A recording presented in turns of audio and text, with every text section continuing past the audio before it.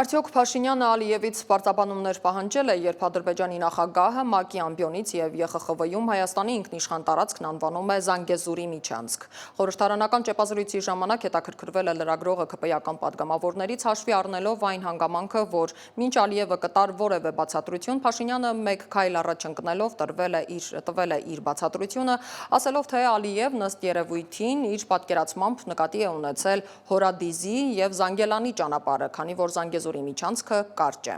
որտեղից Փաշինյանին այդ բացատրությունը։ Կան պաշտոնական ստորագրված փաստաթղթեր, որտեղ կան հստակ նշված անուններ,